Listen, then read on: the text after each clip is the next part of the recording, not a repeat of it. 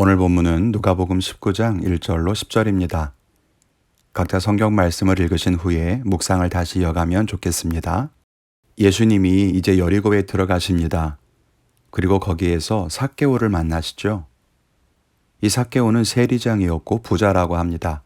사람들이 그를 죄인이라고 부르는 것, 또 삭개오가 예수님을 만나고 자기가 토색한 일이 있으면 4배로 갚겠다고 말하는 것, 이런 사실들을 유추해 본다면 아마 삭개오는 세리의 일을 하면서 부를 축적했던 사람인 것처럼 보입니다.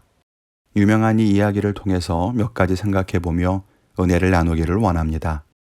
첫째는 우리는 누구의 관점을 가지고 있는가라고 하는 거예요. 잘 아시다시피 삭개오는 사람들이 너무나 많고 또 키가 작아서 예수를 볼 수 없자 나무 위에 올라갑니다. 삭개오에게 예수님이 다가오셔서 그의 집에 머물겠다라고 말씀하셨죠. 삭개오는 예수님을 기쁘게 영접했고 사람들은 예수님이 죄인의 집에 들어간다고 수군거렸습니다. 여기에 보면 세 종류의 사람이 등장하지요. 삭개오의 집에 들어가겠다고 하시고 그의 집에 머무신 예수님, 예수님이 자기 집에 오시는 것을 기쁘게 맞아들인 삭개오, 그리고 삭개오의 집에 예수님이 들어가자 수군거리고 비난했던 사람들. 우리가 이 이야기를 보면서 나의 관점은 또 나의 시선은 어디에 있는가를 생각해 보면 좋겠습니다. 우리가 만일 예수님과 같은 관점을 가지고 본다면 우리는 무엇을 생각해야 될까요? 예수님이 왜 죄인의 집에 찾아가셨을까? 예수님이 삭개오의 집에 들어가 무슨 말씀을 하실까를 바라봐야겠죠. 죄인을 찾아가시는 예수님의 사랑과 은혜를 기억하고 그의 집에 구원을 베푸신 하나님의 구원의 역사를 바라봐야 할 겁니다. 앞에서 잃어버린 양과 동전의 비유에서처럼 잃어버린 죄인을 찾으시는 하나님의 마음인 거죠. 그리고 우리가 삭개오의 관점으로 본다면 삭개오가 예수님을 기쁘게 맞이한 것을 보며 그의 마음이 예수님을 향해 열린 것 때문에 하나님과 함께 기뻐하고 또 어떤 일이 일어날까 기대할 수도 있겠죠. 삭개오가 예수님 앞에서 자기의 과거를 돌아보며 믿음으로 결단했을 때에 소유의 절반을 가난한 사람에게 나눠주겠다, 남의 것을 속여 빼앗았다면 4배로 갚겠다라고 했을 때 그가 그렇게 변화된 것을 보며 감사하고 기뻐할 수도 있을 겁니다. 그런데 여기에 제3의 관점, 즉 사람들의 시선이 또 있습니다. 사람들은 예수님이 죄인의 집에 머문다고 예수님을 정죄합니다. 예수님이 죄인을 구원하러 찾아가시는 것을 이해하지 못하죠. 삭개오는 예수님을 모시기에는 죄가 많은 사람이라고 생각하고 그에게 어떤 변화의 가능성도 기대하지 않습니다. 단순히 삭개오는 죄인, 그래서 그에게는 은혜가 필요하지 않고 예수님도 그런 그를 상대해서는 안 된다고 생각하는 것입니다. 우리는 어떤 관점을 가지고 있습니까? 지금도 하나님은 이 땅에서 역사하시죠. 우리는 죄인의 관점에서 예수님을 기다리는 그들의 필요와 영적인 변화에 초점을 맞추고 기대감을 갖고 있습니까? 아니면 죄인을 찾아오시고 은혜를 베푸시는 하나님의 관점으로 세상을 바라보고 있습니까? 그렇지 않으면 옳고 그름을 따지며 쉽게 죄인들을 정죄하고 하나님의 역사를 제한하고 있지는 않습니까? 성경에는 죄인이라고 하는 말이 나옵니다. 오늘 삭개오를 향해서도 죄인이라고 부르죠.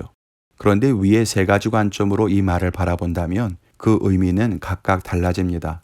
하나님의 관점으로 본다면 죄인이란 구원받아야 될 사람, 잃어버린 사람을 의미합니다.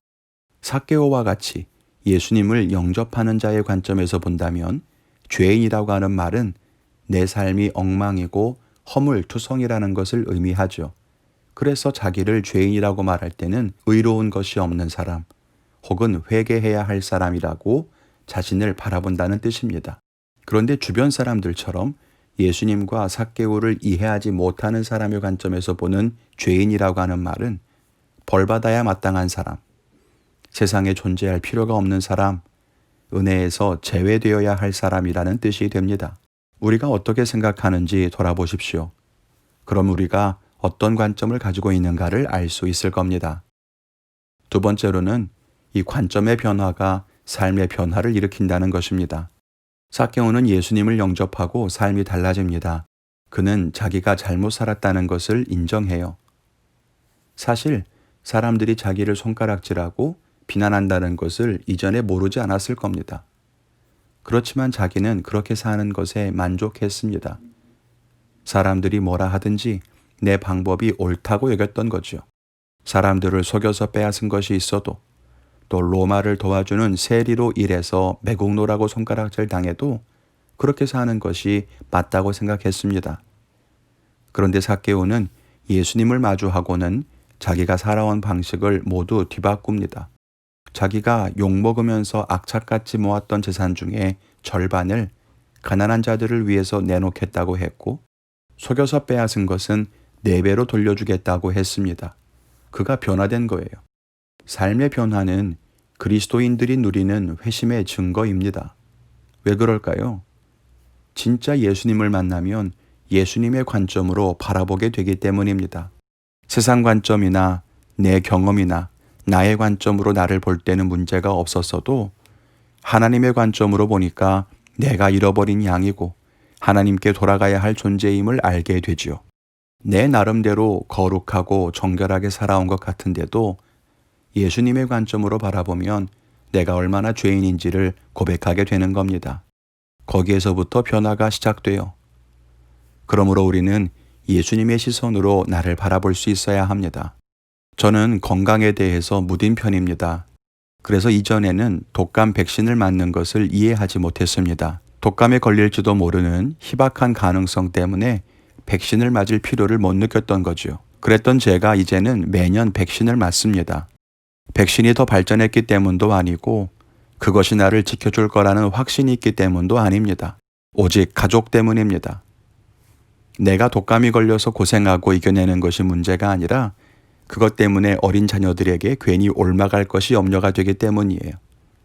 관점의 변화 때문에 삶이 달라진 거죠. 신앙도 그래요. 어떤 관점으로 바라보느냐가 삶의 변화를 가져옵니다. 세상의 관점이나 익숙한 내 관점이 아니라 하나님의 관점으로 바라봐야 합니다. 어두운 세상의 기준이 아니라 밝은 빛이신 하나님의 기준으로, 거짓과 속임수 가득한 세상 이야기가 아니라 진리인 하나님의 말씀을 기준으로, 그렇게 우리 관점이 달라지게 될 때에 우리의 삶도 달라지게 될 것입니다.